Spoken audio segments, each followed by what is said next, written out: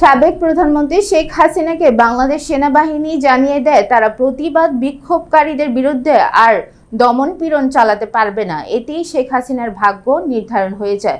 বাংলাদেশ ছেড়ে পালানোর আগের রাতে সেনা প্রধান তার জেনারেলদের নিয়ে একটি মিটিং করেন। সেখানে সিদ্ধান্ত হয় কারফিউ বাস্তবায়ন করতে গিয়ে সাধারণ মানুষের উপর সেনারা আর গুলি ছুড়বেন না। ওই মিটিংয়ের বিষয়ে জানেন এমন দুজন সেনা কর্মকর্তা এ তথ্য জানিয়েছেন বার্তা সংস্থা রয়টার্সকে। এতে বলা হয়, এরপরই সেনা প্রধান জেনারেল ওয়াকারুজ্জামান ছুটে যান গণভবনে। তিনি শেখ হাসিনাকে এ বার্তা দেন যে তিনি যে লকডাউনে আহ্বান করছেন তা বাস্তবায়নে অক্ষমতা প্রকাশ করেছেন তার সেনারা। ভারতীয় একজন কর্মকর্তাও এ তথ্য জানিয়েছেন। এতে মেসেজ ক্লিয়ার হয়ে যায়, তা হলো হাসিনার পক্ষে সেনাবাহিনীর আর কোনো সমর্থন নেই।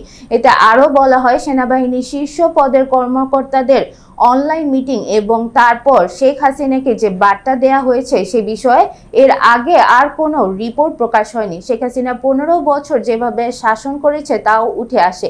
তিনি বিন্দুমাত্র ভিন্ন মত পোষণ করেন এমন ব্যক্তিদের বিরুদ্ধে ব্যবস্থা নিয়েছেন। এসবের কারণে বিশৃঙ্খলা পরিস্থিতির সৃষ্টি হয় আর আকস্মিকভাবে সোমবার তার ইতি ঘটে। তিনি পালিয়ে চলে যান ভারতে।